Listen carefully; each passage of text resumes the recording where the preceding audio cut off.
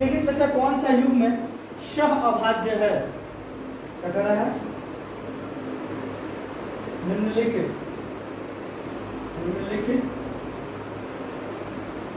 में से कौन सा युग्म स अभाज्य संख्या है? स अभाज्य संख्या है।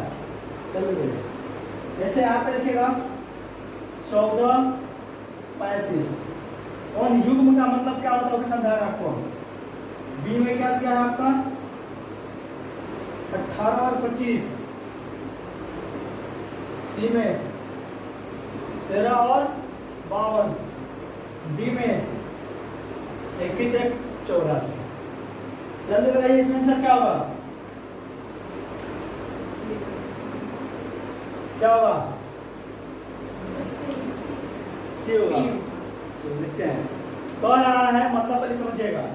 निम्नलिखित में से में कौन सा ना कौन सा युग्म का मतलब क्या होता है? युग्म का मतलब होता है जोड़ा। क्या होता है?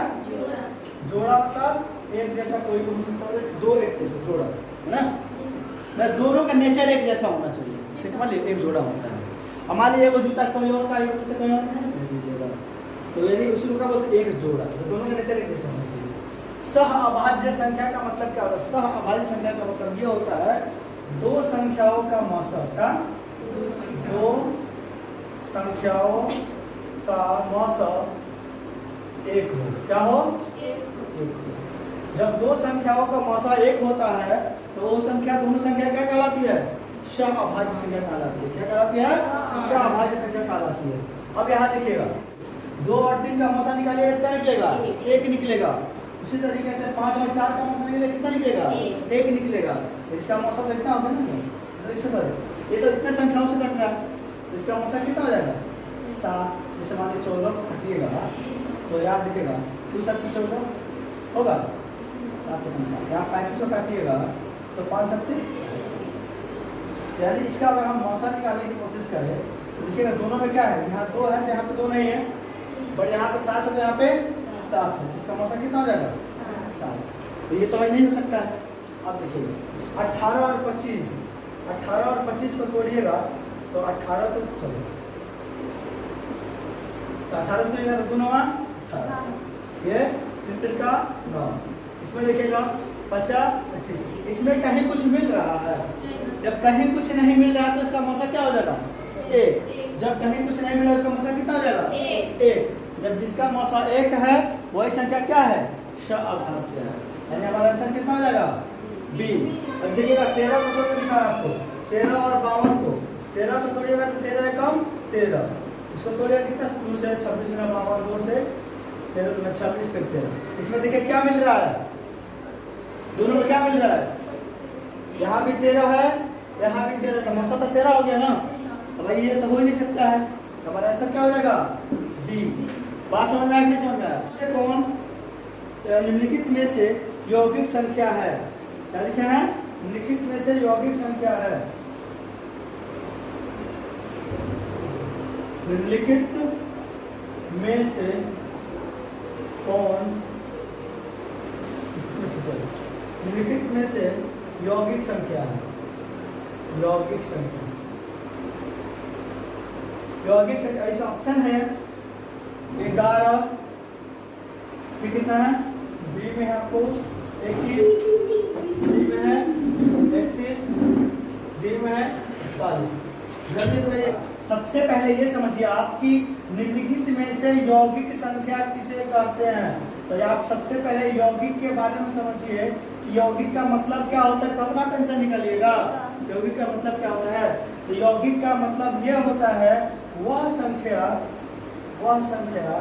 जो किसी दो या दो से संख्या वह संख्या है जो किसी 2 से अधिक संख्याओं से विभाजित होती है। क्या होती है? विभाजित होती है। बात समझिएगा, तो विभाजित होती है का मतलब क्या है कि मान लीजिए जैसे हमने ले लिया यहाँ पे 3 किससे किससे विभाजित होती है? 3 से 1 से और 3 से, जिससे 2 से ही हो रहा है ना। देखिए यहाँ क्या लिखा है, 2 से अधिक, मतलब 3 हो सकता है, 4 5 कुछ हो सकता है, लेकिन वही बात करें 4 को, तो 4 देखिए किससे किससे विभाजित होती है? 1 2 और 4, तो ये क्या हो सकता है? चलिए, लेकिन इसमें तो 4 नहीं है। देखिए 11 किसी के पहाड़ा में नहीं आता है, 31 किसी के पहाड़ा में, 41 किसी के पहाड़ा में आता कौन है भैया? 21 जो ये लो, 1 से भी कटेगा, 3 से भी कटेगा, 7 से भी कटेगा और 21 से भी कटेगा। कटेगा कि नहीं कटेगा? ये यौगिक संख्या है। यौगिक संख्या का मतलब क्या हुआ? वह संख्या जो 2 से अधिक किसी संख्याओं से विभाजित होती है उसे क्या कहते हैं? संख्या है। निम्नलिखित में से कौन सा अभाज्य संख्या है? निम्नलिखित में से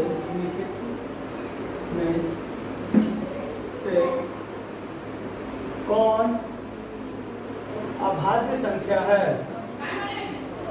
ठीक है, अभाज्य संख्या है। ए में क्या होगा?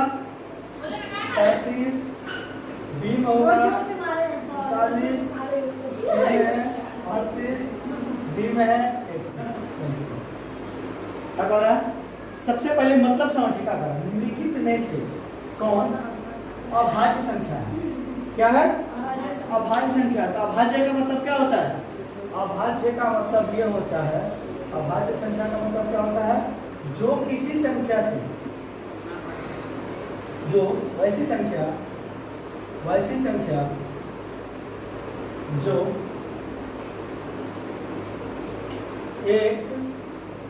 एक या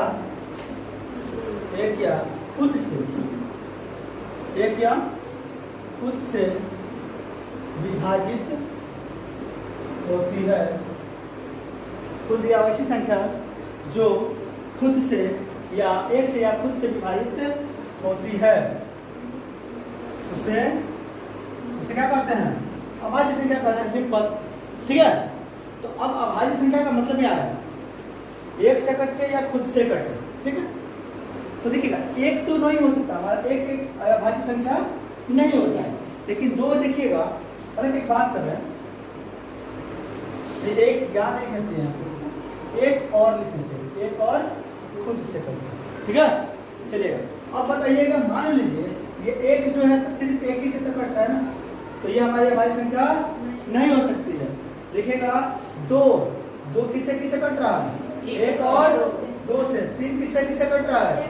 तो ये सब अभाज्य संख्या हुआ कि नहीं हुआ? तो अब इसमें ये चेक कर लीजिए कौन सी संख्या है जो खुद से कट रहा है और एक से कट रहा है? 31 ही है।